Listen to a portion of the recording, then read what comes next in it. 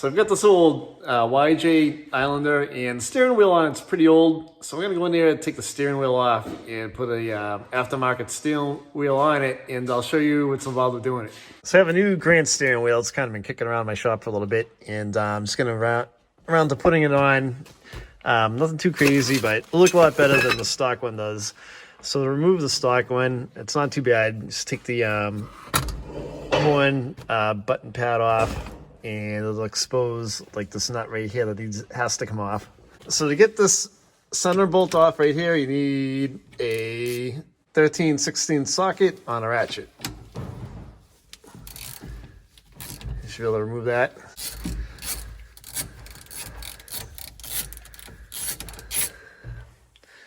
There's a bolt. Put that somewhere we don't lose it. To get this middle horn button ring off, there should be 3 screws in here. It looks like somebody was in here before. So I have 2. Just going to remove these.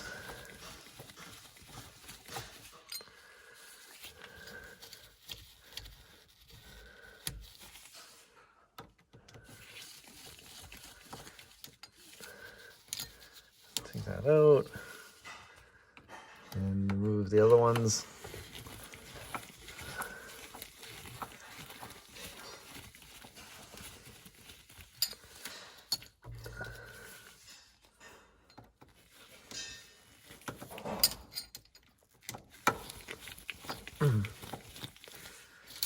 That should come right off for you. So you can take this little metal ring off right there. So you're gonna need a steering wheel puller. If you don't have one, you should be able to get one from like Harbor Freight or your local auto parts store. And you basically throw a couple bolts into down here, and then the middle one, this helps to pull the steering wheel off the spleen right here. So I'm gonna crank down on this, and the steering wheel will start to come off of the shaft in the middle. Take it off. So you crank down on this, it'll start to loosen up the wheel for me. And you can see it come up the shaft, and it's already off. Pretty easy. So in my Jeep, there should probably be like a wire or 2 coming out for the horn button. Somebody was in here before, and you know, I'm not the original owner of the Jeep. And, you know, it's a 30-year-old Jeep. They had wired a horn button down there, which drives me nuts. Someday I'd like to fix this. But if you have a couple of wires, a wire or 2, follow the instructions by the manufacturer of the wheel on how to connect them. But since I don't have any, I don't need to deal with that. And I'm going to start assembling my new steering wheel onto the steering wheel shaft right here. So there's a couple of points here. It says top A, top B. So make sure you put this in the right position that you took it off in from the old steering wheel, and that piece fits through. If you need to, you can adjust it this way, but you ultimately want the steering wheel to be, you know, like it should be in the center of the steering column when you put everything back together. So make sure it fits correctly and that the steering wheel's correctly positioned when you put this little adapter on. So next part is the post cover. Make sure you have that lined up correctly and the holes line up as they should. So next is the wheel adapter. So I can put this on like this. Make sure all the holes line up. And on this particular steering wheel, there's a bunch of 5 different screws to hold on. So my center one is up here, and line all that up. So the next step is to put your horn retainer ring in. Like I said, the horn hasn't worked on this Jeep since I got it. There's no wiring for it.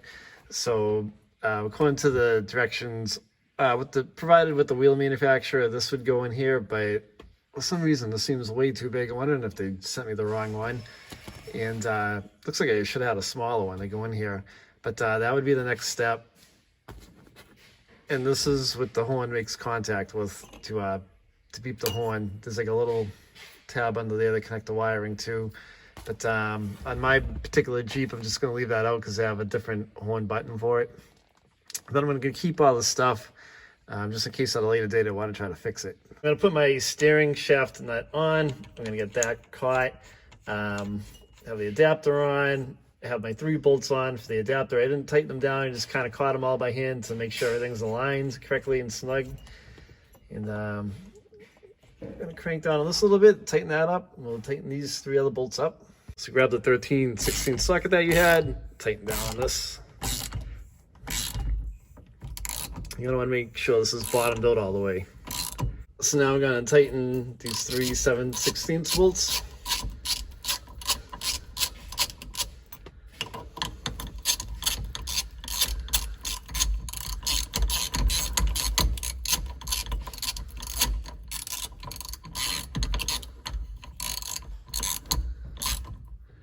The other one.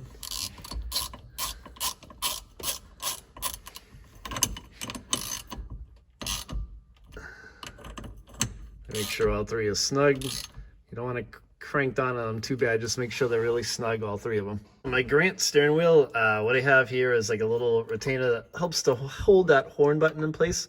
So that's going to go on next. And I'm going to put the steering wheel on. And there's 5 little Allen screws that hold this thing in.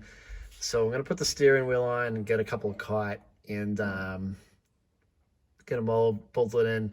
Okay, so I caught the top one, and then you're going to want to make sure like everything's centered on these holes. If you have a steering wheel like this, I've got 5 of these small little Allen screws. So take your time with them, get them caught by hand. You don't want to strip any of these because they're important to get sunken in and tightened up correctly. So I'm going to put the rest of these in, and then I should be able to put the horn button on. So on the steering wheel, what I did is I hand tightened all these little Allen bolts loosely, fitted the wheel and then the star pad and cranked down on them. So now I've just got to put the horn button in and they should be all set. So the horn button just literally presses into place. You can get it caught like this and just give it one last push and it should snap right into place for you.